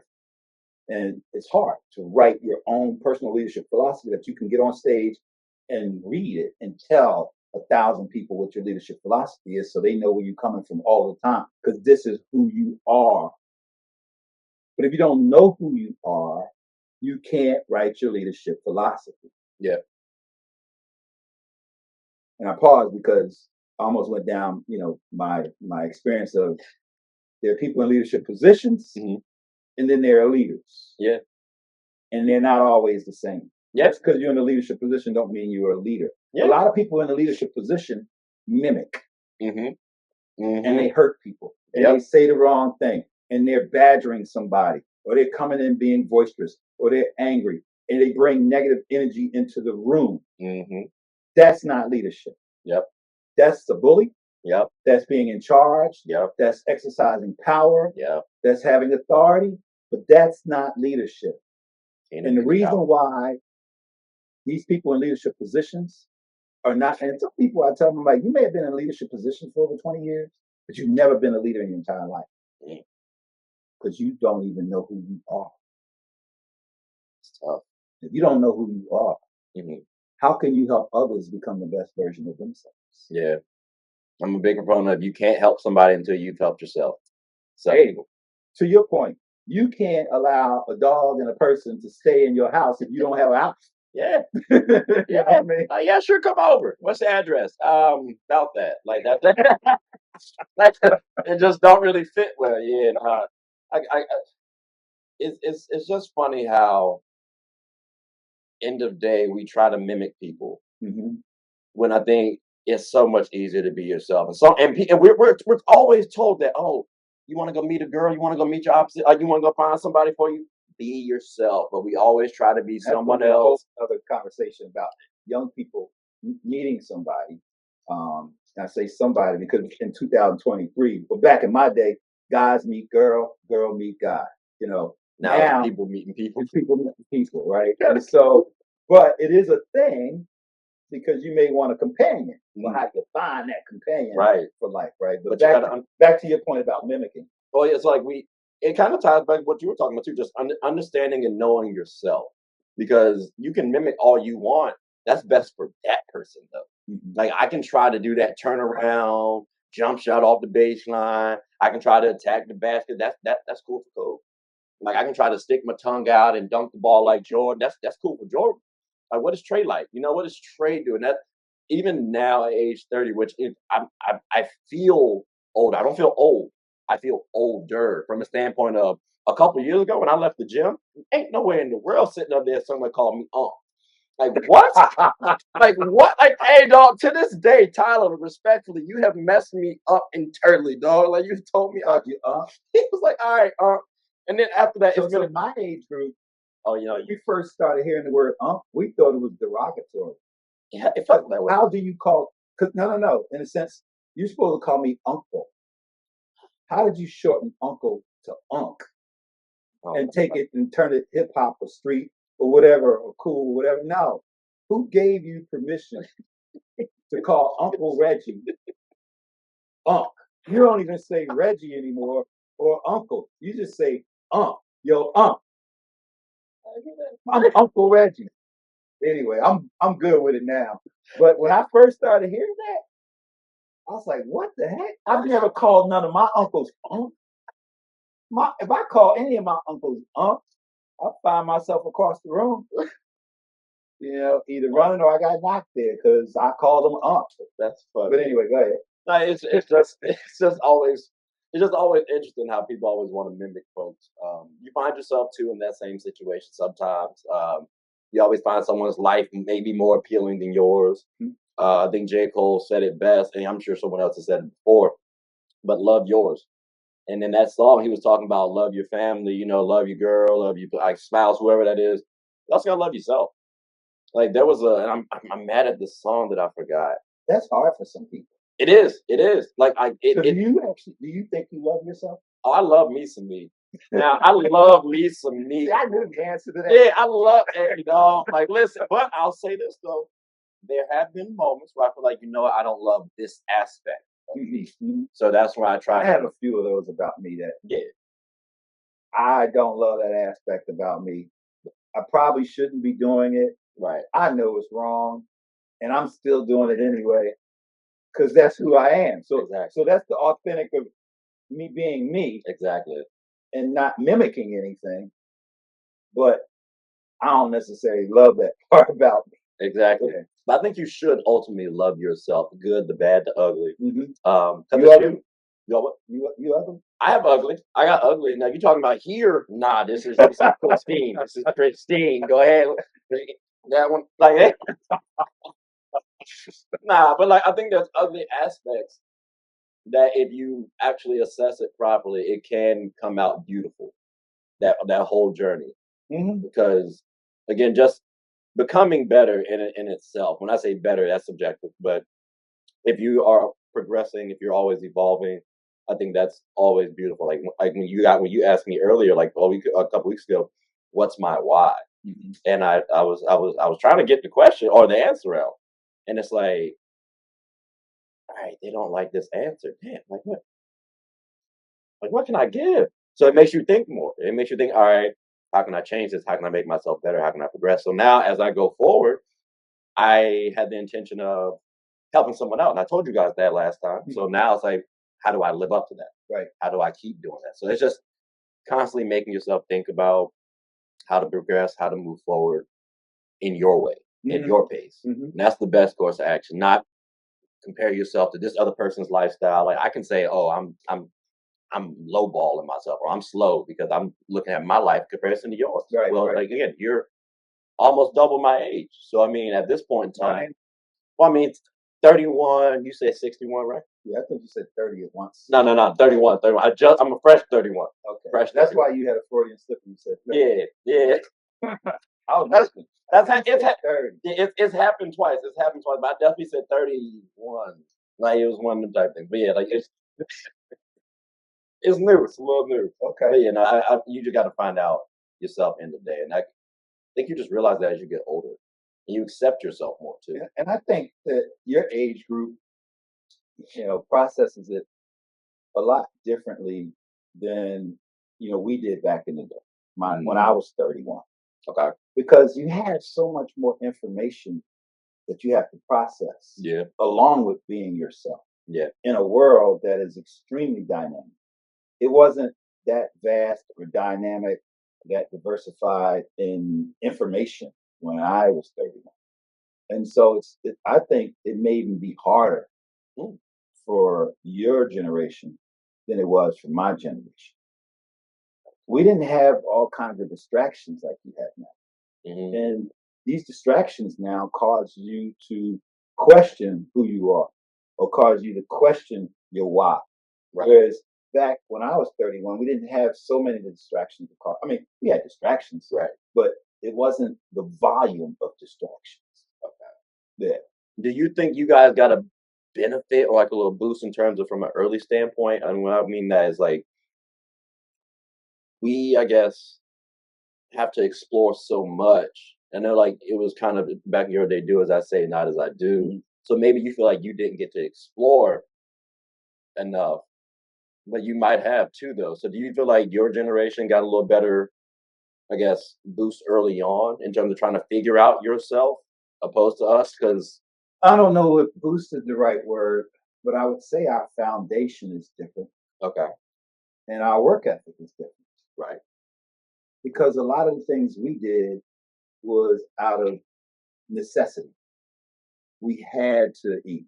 We okay, had to do a lot of things because if you didn't do it, it wasn't getting done and nobody's going to do it for you. right, So, the whole discipline thing was because as a family unit, if you got 5 people in the house, mm, then you divide all of those chores to right, keep everything moving. right, And if somebody didn't do their part, it impacted the whole house. It impacted everybody else in the house. If my children didn't take the trash out, help cut the grass, help clean the kitchen, help do the dishes, then that meant me and my wife had to do it. okay, And if me and my wife had to do it, then that means we couldn't do a lot of these other things that we needed to do to be able to take care of the family.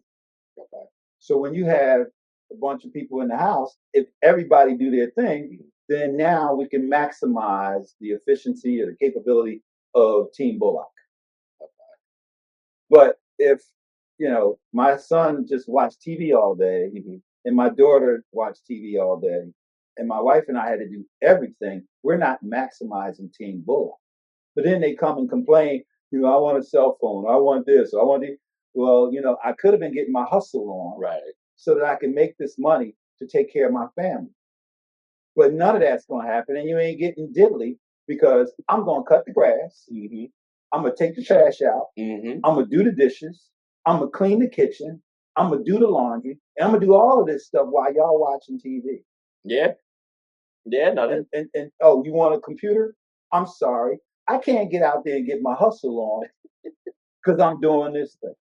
Yeah. And a friend of mine once told me, because he was a millionaire and he was teaching me some things on getting my hustle on. Mm. And I'm like, I got to get home and cut the grass. He said, Reggie, how long does it take you to cut the grass? I said, well, I got to ride a lawnmower, so it's only going to take me 4 hours. Right? Big yard. Big yard. So, because you got to be weeding, you got to do all of this stuff. Oh, that's a little more than cutting the grass now. You got to do all that, right? So he said, why would you do at the time? He said, why are you doing a $10 an hour job if you work $50 an hour? I'm like, what? I've heard that. He said, in other words, those 4 hours, you're going to give up $40. So in other words, in those 4 hours, you could have paid somebody $40 to do that work while you go make $200. Yeah. If you work $50 an hour. If you work $100 an hour or $200, scale it. Yeah. And so I thought about it. Mm-hmm. So when children are not doing what they're supposed to do, and I'm talking to your generation now, when children are not doing what they're supposed to do or what they could be doing to contribute to the household, they force their parents to do everything that they should be doing. Yeah. And now the parents can't get their hustle on. Right. So therefore, the parents have to do a $10 an hour task at home because the children are not doing the $10 an hour task. Mm-hmm. And now the parent can't go make an additional $100 an hour doing other things with their time. Right. But the children are not doing the $10 an hour task. They are burning that $10 an hour, doing nothing. So technically, it's a minus $20 an hour per child, per hour, when they're not doing what they're supposed to do. And so in an 8-hour day, if a child could have been more productive at home to help the household, not just the parents and themselves, but to help the household, and they do nothing at $10 an hour, then that's $160 that day that they have taken from their parents. Yeah. But yet they want a cell phone, and they want to get on the internet, and they want a computer, and they want clothes, and they want a prom, and they want this, they want a limo, they want everything. All right, buy it. Well, you can't buy it because you don't have a job. Back to the conversation at the beginning, the work ethic. Right. The foundation that my generation had was the parents was doing everything that they could possibly do for you. Mm-hmm. So if you wanted anything else, you're going to have to do it for yourself. Right. So at 6 years old, I was washing windows in a car to get my quarter. I will say not everyone makes your kids do certain stuff. Like for my birthday, my 13th birthday, I was in the back picking weeds. I got poison ivy too. It wasn't no good. What? I mean, I understand it. You learned what poison ivy was. I knew what poison ivy was. You learned what calamine lotion was. I did not need to go through that lesson to learn. I promise you. But I also understand. Next time you put gloves on and have long sleeves. I feel like I had gloves, but then again, I don't know. It was annoying. I'm just glad it didn't happen on the actual day. If I had to miss my actual birthday for poison, it was the next day. Now I was like, it's tough. That's tough. I had a little. We'll talk offline. Anyways, like I do understand parents and their, I guess, struggle with kids. Transparency, I feel like, might help out. Like sometimes I don't think parents just say, "Look, bro, here's the situation. You want this? That's cool. We work here. We do this. Somebody's gonna have to give some give and take. So if you want this, you're gonna have to do this." Yeah.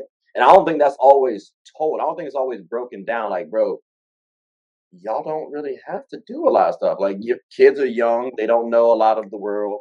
And I think sometimes parents try to shelter their kids too much. So, like, when we're not having these honest conversations, like, look, bro, just do the work and you can get this. But if you don't do this, you won't get this. Like it's a That requires your ability to synthesize the information to articulate to your child, Mhm. you know, the strategy, the landscape, all of that stuff. And there's no real parenting 101, 102, 201.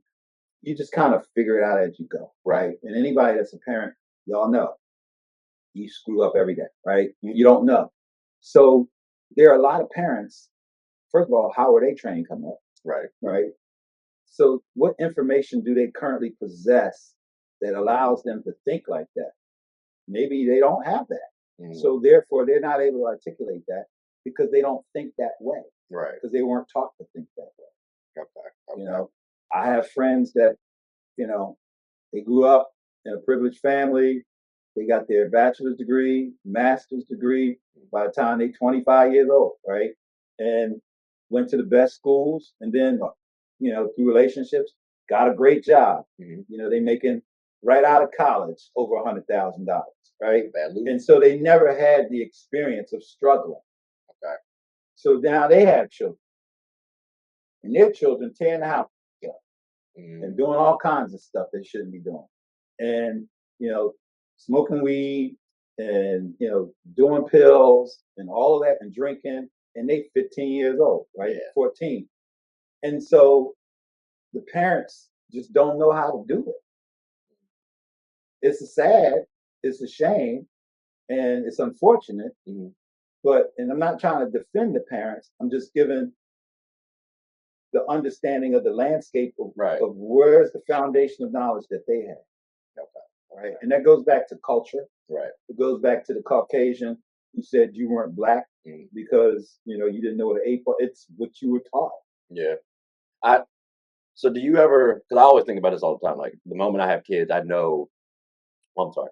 I know what I'm going to do because right. Like I had to make sure I put quotes around that because one, I don't have a child, so I got to make sure I'm saying that. You know what you're gonna do. All right, go ahead. Well, the reason why I say that is like I'm gonna remember how I was as a kid. So I'm gonna try to like obviously every kid is different. In what year? Like as I was growing up. Okay, because I had a black and white television, and it only had 5 channels, and it was only one television in the house. Right. My children grew up with color television in almost every room and 1,000 channels. Right. It's a little. So I'm listening to you. So because the culture will be different. Oh yeah, culture will be different, but how I actually handle my children. Like for example, if I'm going to raise my voice, how did I like that growing up? Gotcha. If I want to offer up whoopings, right? How did I like that back in the day? Like fun fact, to this day, I would actually tip my cap to my dad because he whooped me back in the day, right? And I'm not pressing charges, so don't think that's what this is. Like we cool, but there was a moment where I lied to him, right? So he whoops me, says I'm done, goes downstairs, comes back up, pull him down again. I lied and whoops me again. To this day, I remember that because it's either you lie better or don't lie at all. Like it's that simple. It was a good, So I appreciated those sorts of moments. And I think if you as an adult remember what you liked and disliked as a kid, it could be applicable to your own child as well. So when I say I know, it could be because there's another yang to that yin, and that is they didn't like it. Right. And because they didn't like it, they decided they will never do it. Right. Ever. And that's the thing, like I'm not going to like this how I got whooped, maybe I might change up. Like I might not. I must say I might not do. Yeah, I must say I might not do that. But like I may change it up though a little bit. It may alter my own spin. It'll be a different type of consequence and repercussion. Exactly. Because I do think there are learnable learning. Right. Keep in mind that my generation wasn't that far removed from slavery. So if you're not that far removed from slavery, what's the consequence or repercussion to change a behavior that needs to be changed? Yeah. And so that's all we knew. Right. Grandma, like, go get that switch. Ooh. So everybody's heard the term "go get that switch," And you got to pick your own. and somebody say it with a term of endearment. Yeah, you got to go get your own switch up. But the reality of it is, why did Grandma say "go get that switch"? Because she's not that far removed from slavery. Mm-hmm. So all consequences, for the most part, that were not as severe Mm-hmm. was whipping somebody. Yeah. It's better than cutting your foot off. It's better than putting you on the stretching rack. Yeah. It's better than burning you and hanging you in front of everybody in public. So a whipping is kind of the lesser consequence. Yeah. But that's the mentality that was ingrained in us back then. So and that's all we knew. So there was no timeout. My timeout was, Reggie, go sit in the corner and churn that butter. Mm-hmm. After you got your whipping. Right? And so there's, so many different consequences now because we know now what we didn't know then. Exactly. But a lot of kids now hold their parents accountable for what was done then that the parents just really didn't know anything else to do. Right. Yet the child was raised, went to school, being productive citizens. Mm-hmm. They forget where all that came from, the parent. Yeah. They're only focused on, I didn't like that. All right, that's fine. To your point, now you become a parent. Mm-hmm. And you start doing things to try to raise your child. Mm-hmm. But if those things don't work, then what? And your child is out of control, yeah, then what? Right. And you need to start at a young age. But since you don't have a village raising a child, because in the village everybody's spanked. You got spanked by your aunt, your uncle, your cousin, everybody. And so now that mindset that you have about back in the day what you didn't like, you're on your own now. Mm-hmm. And then when your child is 16 years old and totally out of control and doing all kinds of things they shouldn't be doing, why? You are a parent. You think you know what you're doing, but yet your child is out of control. Right. I think one thing that I'm hoping I can bank on is that while I said I know what I'm going to be doing, I know that I don't know everything too. And I think a lot of times people want to not seek out help, and I think that's kind of ignorant. Well, it may be ignorant now, but in my generation, seeking out help was not just a sign of weakness. But in the military, if you went to get psychological help or you had a mental problem, that's going to affect your job too. It was going to go on your record, and you may very well be kicked out of the military because they feel like you can't do your job. Right. So many people got kicked out of the military once they were deemed mentally unstable, as opposed to the help that they have now. So my generation grew up where you don't tell nobody nothing. Right. Ever. Because if you tell one person and they tell somebody else, it's out there. Now it's out there, and you'll be viewed as such, and that's going to impact your career, which impacts your revenue, which impacts you to be able to take care of your family, which impacts your hustle. And so therefore, you make the choice.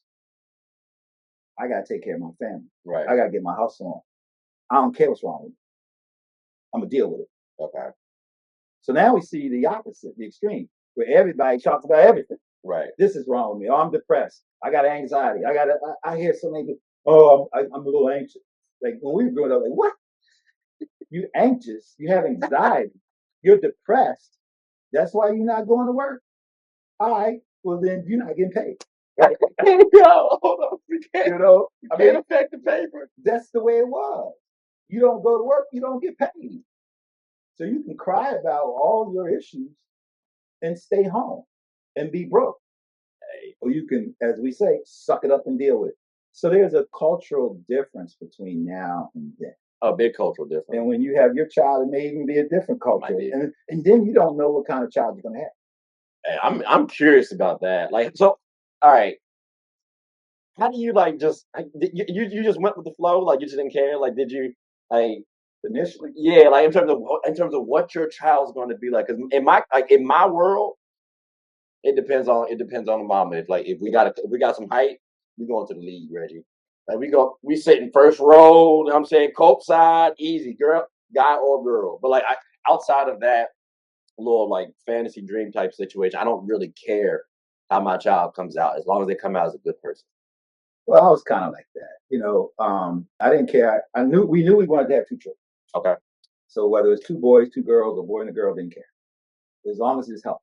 Right. Right. And then after that, you kind of, it's a pickup game.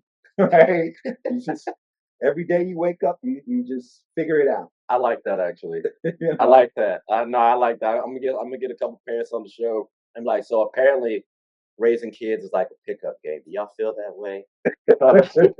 It is, man. I mean, you can want the best players on your team.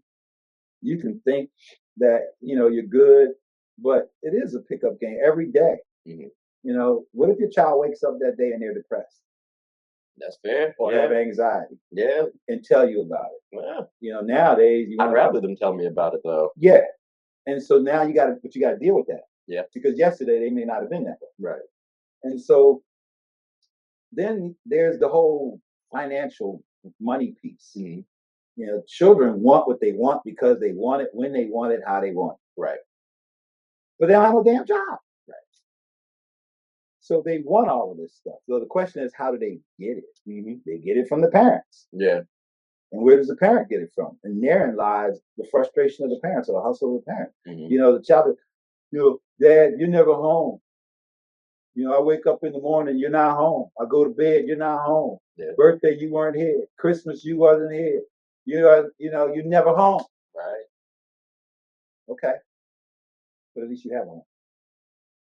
And the reason you have a home, the reason why you have those sneakers, the reason why you have that laptop and that cell phone and that watch and those nice clothes and food in the refrigerator for you and all your friends is because I'm never home. Because I'm out here hustling for you, you ungrateful little one.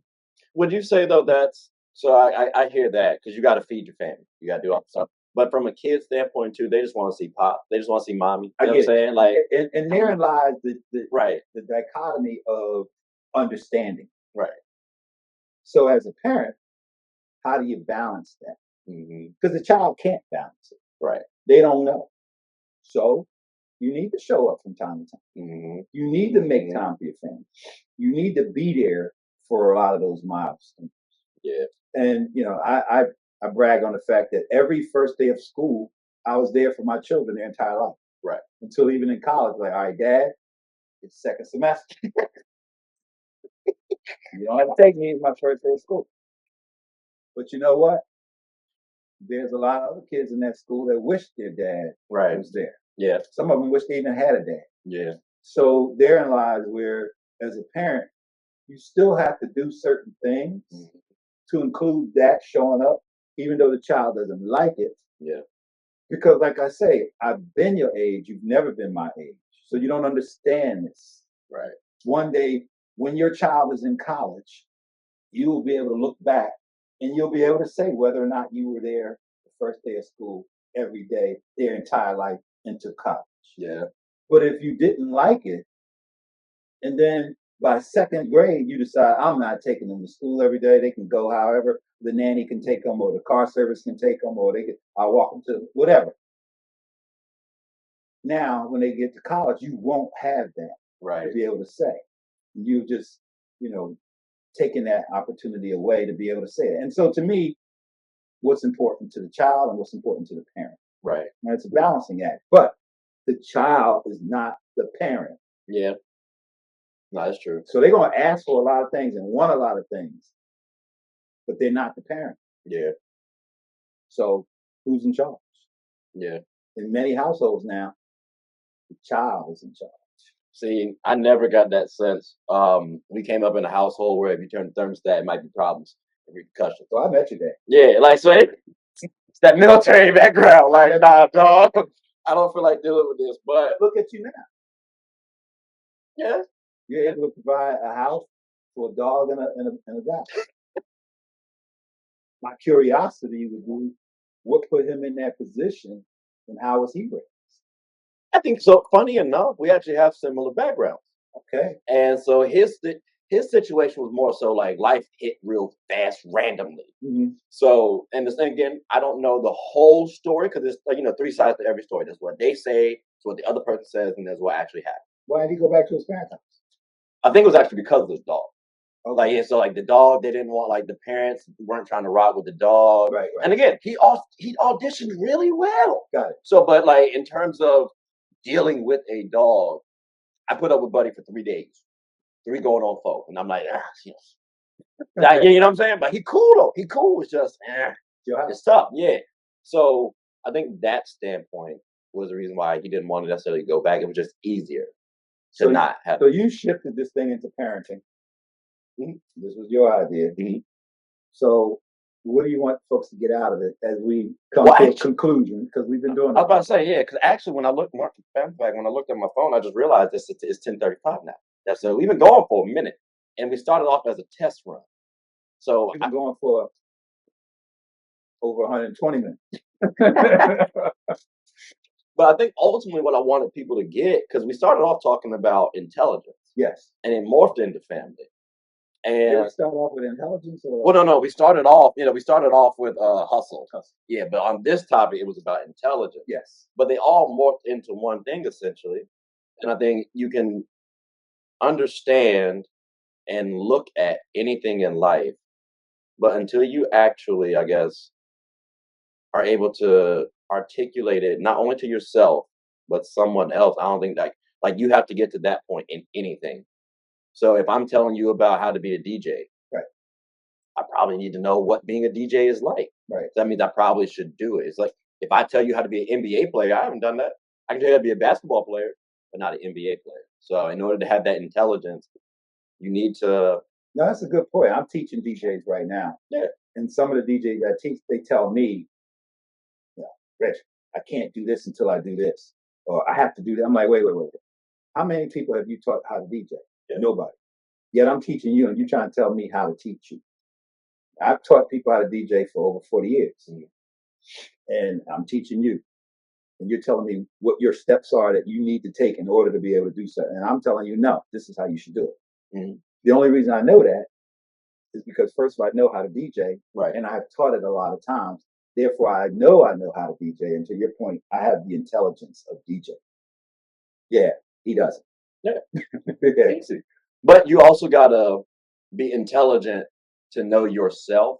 Yeah. To know what you're good at. Yeah. Know strengths and weaknesses. And then you also got to be intelligent to realize we don't know everything. So it's okay to find mentors.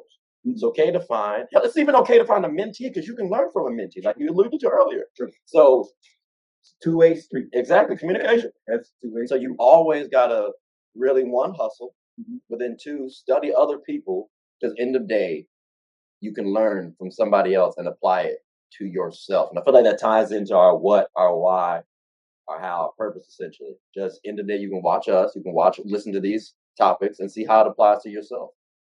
So as we bring this to a close, based on what you said, I want to introduce something, and it's how conscious are you? And what level of conscience do you have? Yeah. Parenting, how conscious are you that you are a parent? Mm-hmm. And how conscious are you of all your duties and responsibilities as a parent? Mm-hmm. And so there are 4 types of people. Mm-hmm. There are people who are conscious. They know that they know. Yeah. There are people who are conscious, unconscious. Mm-hmm. They got information, but they're not doing nothing with it. Yeah. They're just kind of coasting along. Right. Then there are people who are unconscious, conscious. Mm-hmm. So those people are just kind of walking around clueless, but somehow, they happen to know certain things. Right. And it's kind of like when we talk about love. Mm-hmm. But then you got the unconscious. They don't know that they don't know. Right. They may even think they know, but they're unconscious. So therefore they don't know. So how do you go from being unconscious to being conscious to really just being aware and conscious of the whole dynamics of everything, to the point that your intelligence kicks in all of the time and you know that you know. not just you know that you know, the results speak for themselves. Right. So the results say that you know what you know. Right. And therein lies the differentiator between people who talk versus people who actually achieve what they talk about. Mm-hmm. The results say that you're conscious, not just you. Mm-hmm. Actions speak louder than words. Just living life. Yep. But ladies and gentlemen, boys and girls, we hope you have had a good time. Like we said, bro, this was supposed to be a little test run for the pilot. We ain't got our clothes on like the way we wanted to. We'll wear them next time. Hey, next time. But definitely hope you all appreciate this conversation. Hope you all learned something. And most importantly, please like, subscribe, comment, and tell anyone who's anyone about the show. Because not necessarily for ratings, so we appreciate them. But at the same time, we want to get y'all feedback. Because maybe we said something that was off or sounded wrong, or you had questions about it. I don't know. Like I know people might have question marks on something I said. So please share your thoughts and tell us. I know for a fact, I promise you, I will gladly reach out. And Reggie's pretty open himself too. And again, it's just two guys having genuine conversation from different backgrounds. So, but before we do close, I do want to say, Reggie, I appreciate you because fun fact, he did challenge me when we were fishing, and he was like, I mean, yeah, if you're gonna call me, go ahead. And if you know Reggie, that's more of like, I'm doubting it a little bit. So I was like, nah, I'm gonna go ahead and make sure I call this man next day, next week type vibes, and I did, and now we're here, and this is really motivating because I got to go help a friend move after this, and I promise you, I'm trying to think how can I avoid that to go get some more recordings done. Like this is exciting, bro. This is Get the hustle on. exactly. So Reggie, like from the bottom of my heart, just over the years, I appreciate you as a person, and I just wanted to make sure I had it on camera. I know we had like a flowers segment, quote unquote, to possibly talk about, but like. I wanted to make sure I gave you your flowers and say thank you from the bottom of my heart. So I appreciate this. Thank you. All right. Well, on that note, in the words of Russell Simmons, thank you very much. God bless. Hope you have a good one.